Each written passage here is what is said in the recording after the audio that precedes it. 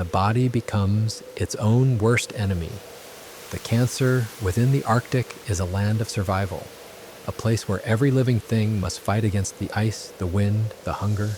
The strong endure, the weak fade. But sometimes the deadliest enemy doesn't come from outside. It doesn't come with fangs or claws or freezing cold.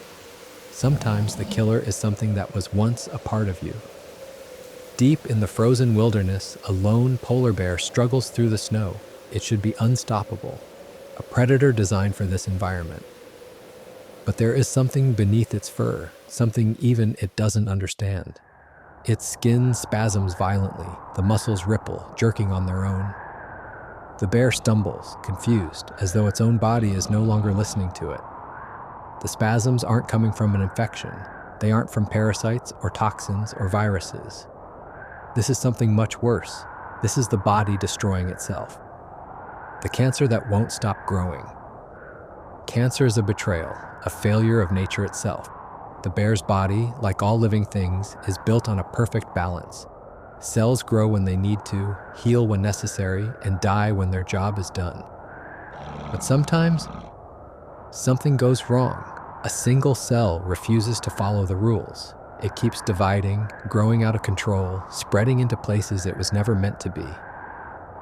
A lump forms beneath the thick white fur. At first, it's barely noticeable. Just a hard spot, nothing more. But it grows, expanding, pushing against muscle, nerves, even bone. The bear doesn't know what's happening. All it knows is that its body is changing, and it's not for the better. Then the pain begins. Nerves are being crushed, twisted. The muscles are no longer working as they should. The bear moves, but its own skin jumps and shudders, as though something underneath is trying to break free. The spasms are relentless. Its own body is glitching, sending mixed signals. Every step is a battle against itself. And the worst part? The enemy isn't some outside force. It's the bear's own cells turning against it. When the immune system becomes the threat. But cancer isn't the only way the body can betray itself. Sometimes the immune system, the very thing meant to protect, becomes the attacker. The bear's immune system is a powerful army designed to fight off infections, parasites, and anything that doesn't belong. But in an autoimmune disease, the army makes a fatal mistake. It starts attacking its own body. Maybe the immune cells mistake the bear's nerves for an invading virus. Maybe they see the muscles as an infection that must be destroyed. Whatever the cause, the result is the same. The bear's body is under siege, from itself. The muscles twitch uncontrollably as nerve endings are damaged beyond repair. The joints swell and ache, making movement agonizing. The skin, once smooth, starts breaking down. Patches of fur fall away, leaving raw, irritated flesh behind. The spasms worsen. The bear's legs lock up mid-step. It stumbles, falls, forces itself back up. But the battle is unwinnable. How do you fight when the enemy is your own body? The slow collapse. The bear tries to hunt, but its body no longer obeys. The once powerful limbs jerk at the wrong moments. The claws miss their mark. The muscles won't stop twitching, throwing off every movement. It grows weaker.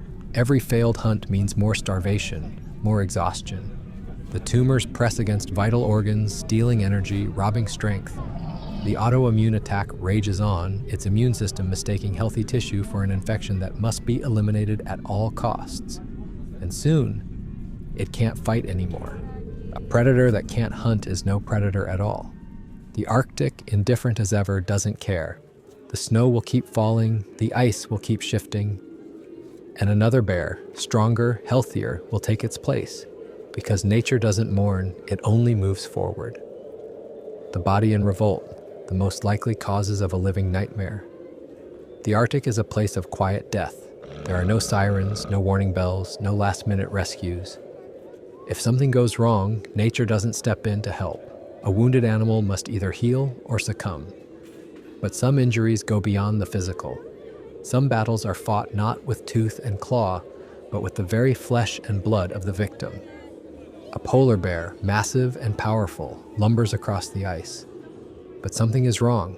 Its movements are stiff, uncoordinated. Every few steps, its skin ripples violently, spasming as though something is crawling underneath. The bear shakes itself, trying to dislodge the unseen torment. But there is nothing to shake off. The enemy is inside. Something is eating it alive. Something is rotting it from within. Something has left its body broken, twisted, and out of its own control. These are the most likely causes. First parasitic infestation, the flesh thieves. The bear growls, biting at its own flank. It tears at its skin, desperate to make the crawling sensation stop. But it can't. The enemy is buried deep beneath its flesh. This is trichinosis, a parasitic disease caused by microscopic worms that burrow into muscle tissue. The bear likely contracted it from eating an infected seal, swallowing larvae that were lying dormant in the meat. Now those larvae have woken up. They've hatched, they've multiplied, and they've begun their gruesome journey through the bear's body. At first, the symptoms were mild, just fatigue, maybe some stomach pain. But once the larvae reached the bloodstream, everything changed. They embed themselves in the muscle, forming cysts, tiny capsules of living worms lying in wait. The body responds with violent inflammation, trying to fight the invasion. But the damage is already done. The muscles begin to misfire. Nerve signals become scrambled. The result? Uncontrollable spasms. Every twitch, every jerk, every shudder is a war being fought beneath the bear's skin. The larvae are everywhere, moving, feeding, growing. The body knows something is wrong, but it's powerless to stop it. The spasms intensify. The bear is no longer fully in control of its own movements. But parasites don't just burrow into muscle. Some, like warble fly larvae, take a different approach. They hatch under the skin, feeding on the flesh from the inside out. The bear's wound, once a simple scratch, has become a festering mass of writhing maggots. The skin swells, stretching over the larvae as they burrow deeper, their tiny bodies shifting under the surface like living tumors. The bear scratches violently, its claws raking deep, trying to rip the invaders free. But the damage is already done. 2. Bacterial infections. The rot within. The spasms don't stop. If anything, they're getting worse. The bear's body is in chaos, the nervous system overloaded with pain signals. But this isn't just parasites anymore. The open wounds, whether from scratching or some earlier injury, have become breeding grounds for something far more insidious. Bacteria. One of the worst possibilities?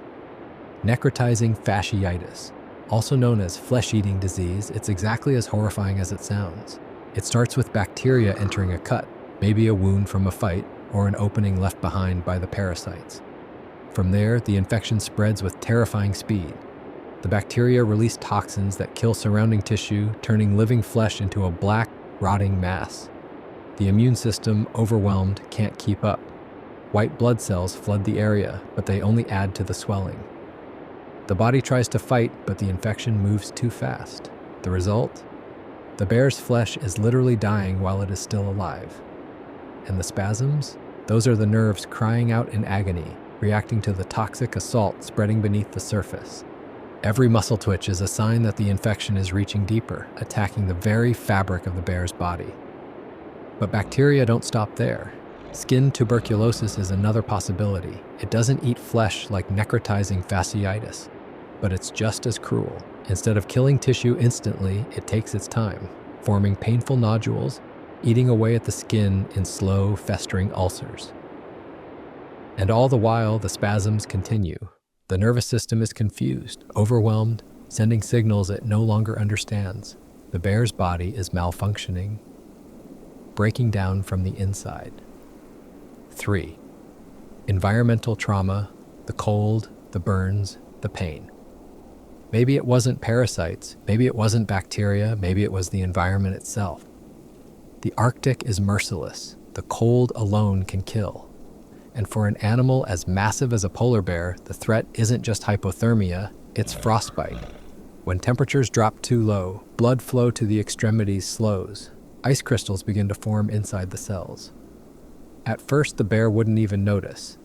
But as the hours pass, something terrifying happens. The affected tissue dies. The cells rupture, breaking apart from the inside.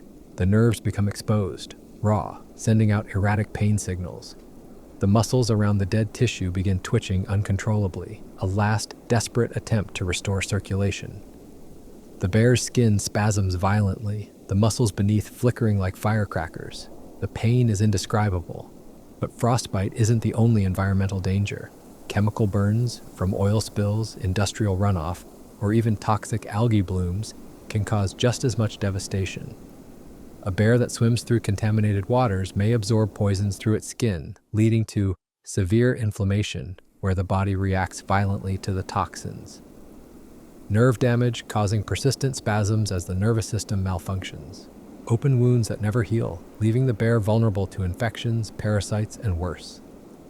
One way or another, the body is failing. The bear, once an apex predator, is now at war with itself. The final collapse. The spasms never stop. The muscles lock up unpredictably. The pain comes in waves, growing sharper, deeper. The bear, once a master of its frozen domain, is now a prisoner in its own body. And the worst part, it doesn't even know why. Was it parasites burrowing into its flesh? Was it bacteria eating it alive from within? Was it the very environment that was supposed to sustain it? Or was it all of them working together in a nightmare cocktail of destruction? One thing is certain, the Arctic doesn't care. The ice beneath the bear's paws is indifferent. The wind continues to howl. The world moves on, and soon the spasms will stop, one way or another.